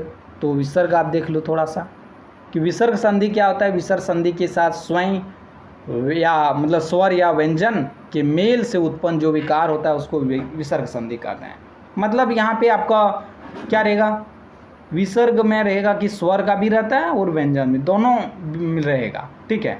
और दोनों से जो मिल के बनता है उसको विसर्ग कहते हैं नॉर्मल। तो यहाँ पे कुछ अपवाद होता है, यानी एक्सेप्शन होता है, तो वो भी चीज़ें आपको देखने को मिलेगा कि किस तरह से होता है, लेकिन नॉर्मली ऐसा होता है, ठीक है। तो जैसे स्वर संधि के बारे में हम लोग थोड़ा सा देख लिया। अब इसके जो भी टाइप है, जानते हैं कि स्वर संधि 5 प्रकार के होते हैं। कितने प्रकार के होते हैं? 5 प्रकार के। क्या क्या? एक होता है आपका जाके दीर्घ संधि, गुण संधि, वृद्धि संधि, यन संधि और अयादि संधि। तो 5 मिल गया आपका। दीर्घ संधि में क्या होता है? अ आ हर्षई और हर्षऊ, ये सारे मिलेगा आपस में तो दीर्घ ही वाला देगा। मतलब ये देगा जैसे अ प्लस अ मिल के आ दिया, या हर्षई प्लस हर्षई मिल के दीर्घ ही दिया, या अ प्लस आ मिल के आ दिया, या हर्षई प्लस दीर्घ ही मिल के दीर्घ ही दिया। तो इस तरह को हम लोग को दीर्घ संधि कहते हैं। यानी कि यहाँ पे छोटा जो है वो मिल के बड़ा बन जाता है, जैसे आप देख रहे हो कि क्या हो जाता है। दूसरा नंबर हो गया गुण संधि। क्या हो गया? गुण संधि। गुण संधि जैसे कि नाम से ही कर रहा है कि उसमें कुछ क्वालिटी रहेगा, गुण रहेगा। तो क्या रहेगा? जैसे कि यहाँ देख रहे हो कि ओ आर, इसको आ भी है, ये सही याद रखो कि ए ओ आर से ही याद रखो इसको नॉर्मली, ठीक है। तो ये क्या होता है, जैसे अगर पहला नंबर तो रहेगा अ या आ, कुछ भी रह सकता है। इसके साथ जब हर्षई या दीर्घ ही लगेगा, सपोज अगर अ के साथ दीर्घ ही लग गया तो ये क्या बनेगा? या सपोज आप यहाँ पे आ है, ठीक है, अब जो भी मान लो, आ मानो, रुको, अगर आप मान लो कि यहाँ पे आपका आ है, या मान लो आपका यहाँ पे अ है, ठीक है, और इसके साथ में आप जोड़ते हो हर्षई जोड़ते हो या आप मतलब दीर्घ ही जोड़ते हो, ठीक है। तब ये क्या बनता है? ये जो है ना वो चेंज होके बन जाता है, ये बन जाता है। क्या बन जाता है? ये बन जाता है। और जब आप इसके साथ में जोड़ते हो हर्षहु या दुर्गहु, तो ये आपका बन जाता है ओ।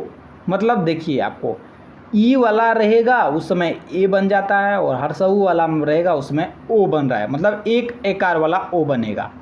और जब आपको रहेगा इसके साथ में क्या री, री जोड़ देगा, और आ के साथ में अगर हम लोग री जोड़ते हैं तो वो बन जाता है और, क्या बन जाता है, और बन जाता है। तो यही चीज़ याद रखना है ए वो आर से, ठीक है। तो गुण संधि में क्या होता है, नॉर्मली चेंज हो जाता है। पहला नंबर तो जो भी रहेगा, पहला वाक्य में जो भी है शब्द, उसका या तो अंत में और रहेगा या आ रहेगा, लेकिन जब सेकेंड वाला जो वर्ड है, शब्द है, उसमें आपका या तो हर्षई रहेगा, दीर्घई रहेगा, हर्षऊ रहेगा, दुर्गऊ रहेगा या री रहेगा। और जब भी हर्षई वाला आएगा रे सेकेंड में तो वो ये बन जाएगा, और हर्षऊ या दुर्गऊ रहेगा तो वो ओ बन जाएगा, और री रहेगा तो अर बन जाएगा, ठीक है, ए ओ आर। और जो यहाँ पे आप देख रहे हो कि इसका जो एक वृद्धि संधि होता है, तीसरा नंबर स्वर संधि का तीसरा टाइप क्या होता है, वृद्धि संधि। पहला क्या बताए थे, दीर्घ संधि, दूसरा गुण संधि, और तीसरा जो है वृद्धि संधि।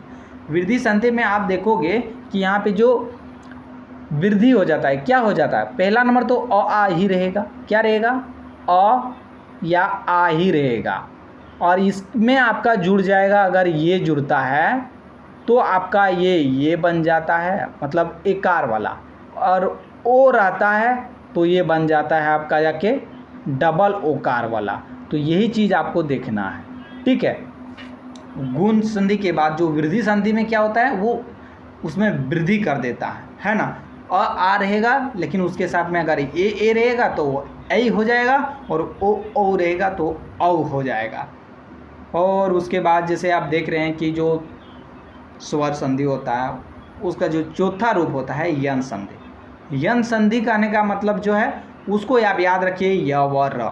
किससे याद रखिए, उसको याद रखिए आप य व र, य व र, अंतस्थ य व र। यन संधि में देखिए, यन संधि में य से स्टार्ट हुआ है तो य व र, आपको कुछ चीज़ें इसी तरह याद रखना पड़ेगा। वृद्धि संधि में जैसे कि एकार वोकार में वृद्धि होता है तो वोकार में हो गया। गुण संधि में देखें कि ए ओ आर, इस तरह से आपको याद रखना ही पड़ेगा, और नहीं तो कन्फ्यूजन होता है। और देखिए हिंदी से रिलेटेड जैसे कि कई बार होता है, ट्रांसलेटर वाला जैसे एक एग्ज़ाम होता है, उसमें भी काफ़ी हिंदी से रिलेटेड पूछा जाता है क्वेश्चन, जो ये सारे इम्पॉर्टेंट है। या कोई भी एग्ज़ाम का जैसे जिसमें आपका हिंदी या इंग्लिश का खास करके बहुत सारे, जैसे PCS वाला में भी हो गया, कोई हो गया, चाहे JPSC हो गया आपका या BPSC हो गया, उसमें भी आपको ये वीडियो हेल्पफुल होगा, क्योंकि उसमें भी जो है हिंदी से पूछा जाता है कि ये स्वर संधि का उदाहरण है या कौन सा संधि का उदाहरण है, इस संधि विच्छेद करें, इस तरह से वीडियो बनता है, ठीक है, क्वेश्चंस बनता है। और ये वीडियो जो है काफ़ी हेल्पफुल वो सभी को लिए हो जाएगा। तो यन संधि में आप देख रहे हो कि इसमें पहला नंबर तो यही होगा कि पहला नंबर जैसे हम लोग देख रहे थे कि वृद्धि संधि तक देखा कि दीर्घ गुण और वृद्धि संधि में हम लोग देखा कि पहला नंबर तो अ आ ही रहेगा, है ना। पहले नंबर में जो वो शब्द है उसमें तो आखिर में अ आ ही रहेगा, लेकिन जो यन संधि में मिलता है उसमें अ आ नहीं रहता है, बल्कि हर्षई और दीर्घ ही रहता है। जैसे कि होता है कि आप देखोगे कि जैसे कोई भी आप ले लो जिसके लास्ट में ई हो, जैसे कि हो गया आपका, अब सपोज इसी को ले लीजिए कि यहाँ पे जो आपका एक वर्ड मिल रहा है, क्या मिल रहा है, एक वर्ड मिल रहा है यद्यपि, क्या मिल रहा है, यद्यपि जो आप देख रहे हैं कि यहाँ पे हर्षई है ना, पहला नंबर हर्षई है, उसके बाद अ मिलके, ये मिलके आपका क्या बन रहा है, अंतस्थिय बन जा रहा है। तो यही चीज़ यन संधि का उदाहरण है। उसी तरह आप देखोगे कि अगर पहला वाला में वर्ड में आपको मिल जाएगा हर्षऊ या दुर्गऊ रहेगा तो, और सेकंड में कोई भी रहेगा, लेकिन इसके अलावा कुछ भी रहेगा, हर्षई दीर्घ कुछ भी रहेगा, तो वो बन जाता है। मतलब हर्षई रहेगा तो वो अंतस्थिय बनेगा, हर्षऊ रहेगा तो वह बनेगा, और अगर री रहेगा तो र बनेगा। तो य व र से इस तरह से याद कर सकते हैं। और आयादी जो संधि होता है ना, पांचवा जो स्वर संधि का प्रकार, उसमें आप देखोगे कि जो ए औ रहेगा, ये चार चीज़ आपको रहेगा, ठीक है। अगर ये चार चीज़ है ए या औ, ठीक है, और इसके अलावा कोई भी भिन्न स्वर सेकंड वाला में हो तो वो आय औ होगा। मतलब पहला नंबर में आय होगा और आई थोड़ा सा ज़्यादा बल लगाता है वो आय हो जाएगा, और ओ वाला औ हो जाएगा। मतलब ए वाला जो होगा वो आय में होगा और ओ वाला होगा औ या आओ में होगा। तो इस तरह से आप यहाँ पे कुछ एग्जाम्पल देख सकते हो कि जैसे कि जो दीर्घ संधि का उदाहरण आप देख सकते हैं कि अ प्लस अ जोड़ा गया आ बनता है, जैसे कि पुस्तक जोड़ आलय। यहाँ पे देख रहे हो कि यहाँ पे जो पुस्तक है क, इसमें आपका ला आखिर में अब, और जो आलय में है पहला नंबर में आ, तो अ और आ मिलके क्या बन गया, आ बनता है, तो पुस्तकालय दोनों मिलके बन गया, दीर्घ संधि का उदाहरण है। इसी तरह अ और यहाँ पे देख रहे हैं हर्षई, ये मिलके क्या बन गया, ऐ बन गया। ऐ बन गया मतलब ये अलग चीज़ बन गया ना, तो मतलब ये देवेंद्र, देव जोड़ इंद्र, देवेंद्र। गुण संधि का उदाहरण अ जोड़ हर्षओ, ये चीज़ जो ओ बना है ना, जैसे ये भी अलग बन गया, जैसे ए ओ आर मैंने बोला था, उसको हम लोग गुण संधि के अंदर में रखते हैं। तो अ जोड़ उ बन गया तो ओ बना, जैसे सूर्य जोड़ उदय तो सूर्योदय, ये गुण संधि का उदाहरण है। इसी तरह आ जोड़ ए जैसे देखते हैं, जैसे सदा जोड़ एव तो क्या बन जाता है, सदैव, डबल एकार वाला, यानी वृद्धि संधि हो गया। और हर्षई में अगर अ जोड़ देते हैं तो देखो य बन गया, जैसे मैंने बोला कि हर्षई रहेगा, उसके साथ अगर कोई भी भिन्न स्वर जोड़ देंगे तो वो आपका जाके बन गया य, व और र, तीन को बोले थे य वाला। और अगर यहाँ पे दिया हुआ है कि ए अगर रहेगा, ठीक है, ए रहेगा, उसके साथ अ अगर जोड़ देते हैं तो वो अय बन जाता है, यानी कि ये आयादी संधि का उदाहरण है। जैसे कि से जोड़ अन, यानी कि सयन, देखिए एकार वाला खत्म हो गया और अय में चल जाता है तो सयन। जैसे ने जोड़ अन, मतलब अक, नायक, ठीक है, ने जोड़ अन, जैसे नयन। तो इस तरह से वर्ड जो बनता है ये सब अयादी संधि का उदाहरण है, ठीक है। तो अय, औ, ये सारे जो वर्ड है वो अयादी में आता है। तो कौन कौन से संधि हम लोग स्वर में देखें, एक तो दीर्घ देखा, दूसरा क्या देखा, दूसरा हम लोगों ने गुण संधि देखा, तीसरा नंबर वृद्धि संधि, चौथा नंबर यन संधि, और पांचवा नंबर जो है वो आपको अयादी संधि, ठीक है।